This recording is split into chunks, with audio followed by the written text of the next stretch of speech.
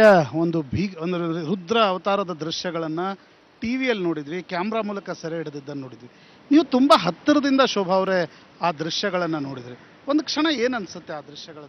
ಅದನ್ನು ಹೇಗೆ ಯಾವ ರೀತಿಯ ಅದನ್ನು ವಿವರಿಸ್ತೀರಿ? ನಂಗೆ ಅನ್ಸುತ್ತೆ ಪ್ರಳಯ ಪ್ರಳಯ ಅಂತ ನಾವು ಕೇಳ್ತಾ ಇದ್ವಿ. ಆ ಪ್ರಳಯದ ರುದ್ರ ನರ್ತನವನ್ನು ನಾನು ನೋಡಿದೆ. ರುದ್ರ ನರ್ತನ ಮಾಡಿದ್ರೆ ಹೇಗಿರ್ಬೋದು, ಹಿಮಾಲಯದಲ್ಲಿ ಅವ್ರು ನರ್ತನ ಮಾಡ್ತಿದ್ದಾನೆ ಅವನು ಅಂತ ಕೇಳಿದ್ವಿ. ರುದ್ರ ತಾಂಡವದ ನೃತ್ಯವನ್ನು ನೋಡಿದೆ. ಬಹಳ ಸಿಟ್ಟೆದ್ದು ಆ ಗಂಗೆ ಮತ್ತು ಶಿವ ಬಹಳ ಸಿಟ್ಟೆದ್ದು ನರ್ತನ ಮಾಡುವಂತ ಒಂದು ದೃಶ್ಯ ಕಾಣ್ತಾ ಇತ್ತು. ಅಂದ್ರೆ ಇಡೀ ಬೆಟ್ಟಗಳೇ ಇಳಿಯುವಂಥದ್ದು, ಬೆಟ್ಟಗಳೇ ಜಾರುವಂಥದ್ದು, ಆ ನದಿನೇ ಉಕ್ಕಿ ಆ ಥರ ರಭಸವಾಗಿ ಹರಿಯುವಂಥದ್ದು. ನಿಜವಾಗ್ಲೂ ಕಪ್ಪು ನೀರು ಅಂದ್ರೆ ಕಪ್ಪು ಬರೀ ಮಣ್ಣು ಹೋಗ್ತಾ ಇತ್ತು, ಬರೀ ಮರಗಳು ಹೋಗ್ತಾ ಇದ್ವಿ. ಇಂಥ ದೃಶ್ಯ ನಿಜವಾಗ್ಲೂ ನಮ್ಗೆ ಎಲ್ಲೂ ನೋಡಕ್ ಸಿಗಲ್ಲ. ಬಹಳ ಕೆಟ್ಟದಾಗಿತ್ತು. ಆಮೇಲೆ ನಾನು ದೇವಪ್ರಯಾಗಲ್ಲಿ ನೋಡಿದೆ, ನೂರಾರು ವೆಹಿಕಲ್ಗಳು ಆ ಒಂದು ಸಂಗಮದಲ್ಲಿ ಅಲಕಾನಂದ ಮತ್ತು ಗಂಗೆಯ ಸಂಗಮ ಆಗುತ್ತೆ, ಅಲ್ಲಿ ಭಾಗೀರಥಿಯ ಸಂಗಮ ಆಗುತ್ತೆ, ಮುಂದೆ ಅವಳು ಗಂಗೆ ಆಗ್ತಾಳೆ. ಆ ದೇವಪ್ರಯಾಗದಲ್ಲಿ ಲಕ್ಷಾಂತರ ಗ್ಯಾಸ್ ಸಿಲಿಂಡರ್ಗಳು, ಲಕ್ಷಾಂತರ ಬೈಕ್ಗಳು, ನೂರಾರು ಕಾರ್ಗಳು ತೇಲ್ಗೆ ಹೋಗ್ತಾ ಇದ್ವು. ತೇಲಿ ಹಂಗೆ ಕಾರ್ಗಳು ರಸ್ತೆಯಲ್ಲಿ ಹೋದಂಗೆ ಹಂಗೆ ಉದ್ದಕ್ಕೆ ಹೋಗ್ತಾ ಇದ್ವು. ಹಂಗೆ ಹಾಲಿವುಡ್ ಚಿತ್ರದಲ್ಲಿ ನಾವು ನೋಡ್ತಾ ಇರ್ತೀವಿ, ರಭಸದಿಂದ ನೀರು ಬರುತ್ತೆ ಒಂದೇ ಕ್ಷಣ, ಅದೇ ರೀತಿಯ ಅಲ್ಲ. ನಾನು 2012 ಪಿಕ್ಚರ್ ನೋಡಿದ್ದೆ, ಹಂಗೆ ಅಲ್ಲಿ ಅನ್ನಿಸ್ತು ನನಗೆ. ನಿಜವಾಗ್ಲೂ ಹಾಗೆ ಅನ್ನಿಸ್ತು. 2012 ಒಂದು ಫಿಲ್ಮನ್ನು, ಇಂಗ್ಲಿಷ್ ಫಿಲ್ಮನ್ನು ಯಾರೋ ತೆಗ್ದಿದ್ದಾರೆ. ನಾನು ಫಿಲ್ಮ್ ನೋಡೋದಿದ್ರು ಸಹ ಅದನ್ನು 2012 ಅಂತ ಹೇಳಿ ಅದನ್ನು ನೋಡಿದಾಗ ಏನು ದೃಶ್ಯ ಇದ್ದು, ನಿಜವಾಗ್ಲೂ ಕೇದಾರ, ರುದ್ರಪ್ರಯಾಗ, ಉಳಿದಂಥ ಉತ್ತರಾಖಂಡದಲ್ಲಿ ಆ ದೃಶ್ಯ ಇದೆ.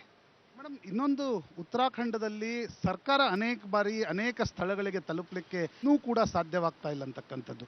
ಕೇದಾರ್ನಾಥ್ ಕಣಿವೆ ಬಗ್ಗೆ ಈಗಾಗಲೇ ಕೇದಾರ್ನಾಥ್ ಮಂದಿರದಲ್ಲಿ ನೀರು ನುಗ್ಗಿ ಅಲ್ಲೊಂದು ರೀತಿಯಾಗಿರ್ತಕ್ಕಂಥ ಇಡೀ ಕೇದಾರ್ನಾಥ್ ಮಂದಿರ ಕಸದಿಂದ ತುಂಬಿಕೊಂಡಿದೆ ಅಂತಕ್ಕಂಥದ್ದು. ನೀವು ಬದ್ರಿಗೆ ಹೋಗ್ಲಿಕ್ಕೆ ಸಾಧ್ಯ ಆಯ್ತಾ ಅಥವಾ ಕೇದಾರ್ಗೆ ಹೋಗ್ಲಿಕ್ಕೆ ಸಾಧ್ಯ ಆಯ್ತಾ? ಇಲ್ಲ, ಕೇದಾರ ಮತ್ತು ಬದ್ರಿ ಇದು ಯಾವುದಕ್ಕೂ ಹೋಗೋಕ್ಕೆ ಸದ್ಯಕ್ಕಂತೂ ಸಾಧ್ಯ ಇಲ್ಲ. ನಾವು ಹೋಗುವಂಥ ಯಾವುದೇ ರಸ್ತೆಯಲ್ಲಿ ಕೇದಾರ ಮತ್ತು ಬದ್ರಿ ಮುಂದಿನ 1 ವರ್ಷ ರೂಲ್ಡ್ ಔಟ್, ನಾವು ಯಾರೂ ಹೋಗೋಕ್ಕಾಗಲ್ಲ. ನಂದು ಒಂದೇ ಒಂದು ವಿನಂತಿ ಇರುವುದು, ಅಲ್ಲಿಯ ರಾಜ್ಯ ಸರ್ಕಾರ ಅಥವಾ ಯಾವುದೇ ರಾಜ್ಯ ಸರ್ಕಾರ ಅಲ್ಲಿ ಮಾಡುವಂಥದ್ದು ಖಂಡಿತ ಯಾವುದೇ ಕೆಲಸ ಆಗಲ್ಲ. ಆ ಹೈವೇಗಳನ್ನು ಸರಿ ಮಾಡಬೇಕು. ಆ ನದಿ ರಭಸವಾಗಿ ಹರಿಯುವಂಥ ನದಿಯೇ ಇವತ್ತು ಹೈವೇಗಳನ್ನು ಕೊಚ್ಕೊಂಡು ಹೋಗಿದೆ. ಹೈವೇಗಳಿಲ್ಲ, ಅಲ್ಲಿ ನದಿ ಹರಿತಾ ಇದೆ. ಮತ್ತೆ ಅದು ಪುನರ್ ನಿರ್ಮಾಣ ಆಗಬೇಕು. ಆ ಕೇದಾರ ಮತ್ತೆ ಪುನರ್ ನಿರ್ಮಾಣ ಆಗಬೇಕಂದ್ರೆ ಇದೆಲ್ಲ ಕೆಲಸವನ್ನು ಮಿಲಿಟರಿ ಅವ್ರಿಗೆ ಕೊಡಬೇಕು. ಮಿಲಿಟರಿ ಅವರ ಕೆಲಸ ಇದಲ್ಲ. ಆದರೂ ಕೂಡ ಮಿಲಿಟರಿ ಇಂಜಿನಿಯರಿಂಗ್ ಗ್ರೂಪ್ಗೆ ಇದೊಂದು ಸ್ಪೆಷಲ್ ಕೇಸ್ ಅಂತ ಕೊಟ್ಟು, ನ್ಯಾಷನಲ್ ಡಿಸಾಸ್ಟರ್ ಅಂತ ಕೊಟ್ಟು, ರಾಷ್ಟ್ರೀಯ ವಿಕೋಪ ಅಂತ ಇದನ್ನು ಕೊಟ್ಟು, ಆ 1,000 ಕೋಟಿ ರೂಪಾಯಿಯನ್ನು ಏನೋ ಪ್ರಧಾನಿಯವರು ಘೋಷಣೆ ಮಾಡಿದ್ದಾರೆ. ತಕ್ಷಣ ಇದನ್ನು ಮಿಲಿಟರಿ ಅವರಿಗೆ ಹ್ಯಾಂಡ್ ಓವರ್ ಮಾಡಬೇಕು. ಇಡೀ ಕೇದಾರ ಬದ್ರಿ ಆ ಹೈವೇ ಮತ್ತು ಕೇದಾರದ ಒಂದು ಜೀವನ ಮಾಡುವಂಥದ್ದು, ಆ ದೇವಸ್ಥಾನ ಪುನರ್ಜೀವನ ಮಾಡುವಂಥದ್ದು, ರಸ್ತೆಯನ್ನು ಮಾಡುವಂಥದ್ದು ತಕ್ಷಣ ರಕ್ಷಣೆ ಇಲಾಖೆ ಕೊಡಬೇಕನ್ನುವಂಥ ವಿನಂತಿ ಮಾಡ್ತೀನಿ. ನಾನು ಪತ್ರನೂ ಬರೀತೀನಿ. ಕರ್ನಾಟಕದ ನೆರೆಗಿಂತ ಉತ್ತರಾಖಂಡದ ನೆರೆ ತುಂಬ ಭಿನ್ನ. ಯಾಕಂದರೆ ಅಲ್ಲಿ ಹಿಮಾಲಯದಿಂದ ಗಂಗೆ ಬರ್ತಾಳೆ, ಗಂಗೆ ಹೆಚ್ಚು ರೌದ್ರತೆಯಿಂದ ಹರಿತಾಳೆ ಅಂತಕ್ಕಂಥದ್ದು. ಅವೆರಡೂ ಹೇಗೆ ಭಿನ್ನ ಅಂತ ನಿಮಗೆ? ಇಲ್ಲ, ನಮ್ಮಲ್ಲಿ ಒಂದು ಸಾರಿ ನೆರೆ ಬಂದು ಹೋಗ್ಬಿಡುತ್ತೆ, ಅದು ಅನಾಹುತ ಮಾಡಿ ಹೋಗ್ಬಿಡುತ್ತೆ. ಅಲ್ಲೇ ಹಾಗೆಲ್ಲ, ಅದು ಕಂಟಿನ್ಯೂಸ್ ಇನ್ನೂ ಮುಂದುವರೆದಿದೆ. ನೀವು ಇಲ್ಲಿ ಯಮುನೆ ಹರಿಯುವುದನ್ನೇ ಡೆಲ್ಲಿಯಲ್ಲಿ ನೋಡಿದ್ರು ಕೂಡ ನಿಮಗೆ ರೌದ್ರತೆ ಅರ್ಥ ಆಗ್ಬೋದು, ಒಂದು ಸ್ವಲ್ಪ ಮಟ್ಟಿನ ಅರ್ಥ ಆಗ್ಬೋದು ಅಂತ ಅನಿಸುತ್ತೆ. ಅದಕ್ಕಾಗಿ ನಿರಂತರವಾಗಿ ಅಲ್ಲಿ ನಡೆಯುತ್ತೆ. ಇದು ಹೊಸದು ಅಂತ ಅಲ್ಲ, ಉತ್ತರಾಖಂಡಕ್ಕೆ ಹೊಸದಲ್ಲ. ಅದಕ್ಕಾಗಿ ಉತ್ತರಾಖಂಡದಲ್ಲಿ ಶಾಶ್ವತವಾಗಿ ಒಂದು ವ್ಯವಸ್ಥೆ ಬೇಕು. ಕರ್ನಾಟಕದಲ್ಲಿ ಆದರೆ ಯಾವತ್ತೋ ಒಂದು ಸಾರಿ ನೆರೆ ಬರುತ್ತೆ, ಅದಕ್ಕೇನೋ ಒಂದು ತಾತ್ಕಾಲಿಕ ವ್ಯವಸ್ಥೆ ಆಗುತ್ತೆ, ನಾವು ಹಾಗೆ ಮುಂದುವರಿಬೋದು. ಆದರೆ ಪರ್ಮನೆಂಟ್ ಆದಂಥ ವ್ಯವಸ್ಥೆ ಉತ್ತರಾಖಂಡದಲ್ಲಿ ಬೇಕು. ಅದು ಆ ಹಿಮಾಲಯದ ಮಧ್ಯದಲ್ಲಿ ಇರುವಂಥ ಒಂದು ಪ್ರದೇಶ. ರಸ್ತೆಗಳು ಸಂಪೂರ್ಣವಾಗಿ ಕೊಚ್ಚಿ ಹೋಗಿವೆ.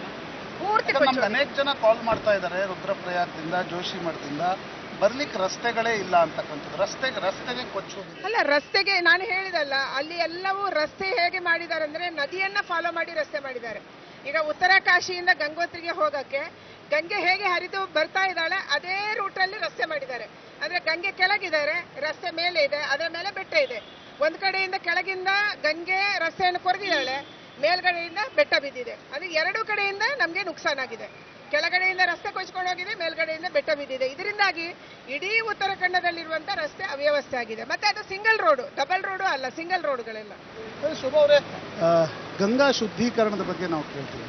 ಗಂಗೆಯ ಅಕ್ಕಪಕ್ಕದಲ್ಲಿ ದೊಡ್ಡ ದೊಡ್ಡ ಬಿಲ್ಡಿಂಗ್ಗಳನ್ನು ನಿರ್ಮಿಸಲಾಗಿದೆ, ಅವೆಲ್ಲವೂ ಕೂಡ ಕೊಚ್ಕೊಂಡು ಹೋಗಿವೆ ಅಂತಕ್ಕಂಥದ್ದು. ಅದು ಕೂಡ ಒಂದು ಪ್ರಮುಖ ಕಾರಣ. ಗಂಗೆಯನ್ನ ಮಾನವನಿಂದ ಶುದ್ಧಿ ಮಾಡಕ್ಕಾಗಲ್ಲ ಅಂತ ಹೇಳಿ ಅವಳೇ ಶುದ್ಧಿ ಮಾಡ್ತಿದ್ದಾಳೆ ಅಂತ ಅನ್ಸುತ್ತೆ ನೋಡಿದ್ರೆ. ಅಲ್ಲಿಯ ಜನ ಲೋಕಲ್ ಅವರು ಅದೇ ಹೇಳ್ತಾ ಇದ್ದಾರೆ. ಇಷ್ಟೊಂದು ಅಕ್ರಮವಾಗಿ ಅಲ್ಲಿ ಕಟ್ಟಡಗಳನ್ನು ಕಟ್ತಿದ್ದಾರೆ, ಇಷ್ಟೊಂದು ಫ್ಯಾಕ್ಟ್ರಿಗಳನ್ನು ಮಾಡ್ತಿದ್ದಾರೆ, ಇಷ್ಟೊಂದು ಹೈಡಲ್ ಪ್ರಾಜೆಕ್ಟ್ಸ್ ಅನ್ನ ಎಲ್ಲಿ ಮಾಡಬಾರ್ದು. ಇವತ್ತು ಹೈಡಲ್ ಪ್ರಾಜೆಕ್ಟ್ಸ್ ಮಾಡಬೇಕು ಅನ್ನೋರಲ್ಲಿ ನಾವು ಮೊದಲಿಗರು, ಆದ್ರೆ ಎಲ್ಲಿ ಮಾಡಬಾರ್ದು ಅಲ್ಲಿ ಮಾಡ್ತಿದ್ದಾರೆ. ಇದರಿಂದಾಗಿ ಅನಾಹುತ ನಡೀತಾ ಇದೆ.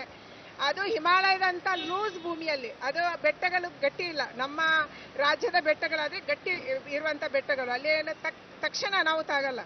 ಆದ್ರೆ ಅಲ್ಲಿ ಲೂಸ್ ಇರುವಂತ ಬೆಟ್ಟಗಳು, ಮಣ್ಣು ಕುಸಿದು ಬೀಳ್ತದೆ. ಇಂಥ ಕಡೆ ನೀವು ಬಂಡೆಯನ್ನು ಹೊಡಿತೀರಿ, ಬ್ಲಾಸ್ಟ್ ಮಾಡ್ತೀರಿ, ಅಲ್ಲಿ ಕೆಮಿಕಲ್ ಬಳಸ್ತೀರಿ, ಅಥವಾ ಅಲ್ಲಿ ನೀವು ಪ್ರಾಜೆಕ್ಟ್ ಅನ್ನು ಮಾಡಿ ದುಡ್ಡು ಮಾಡಬೇಕು ಅನ್ನುವಂತ ನಿಮ್ಗೆ ಹುಚ್ಚು ಆಸೆ ಬರುತ್ತೆ ಅಂತಂದ್ರೆ ಅದಕ್ಕೆ ಪ್ರಕೃತಿ ಕೊಟ್ಟಂತ ಶಿಕ್ಷೆ ಅಂತ ನಿಜವಾಗಿ ನಮ್ಗೆ ಅನಿಸುತ್ತೆ.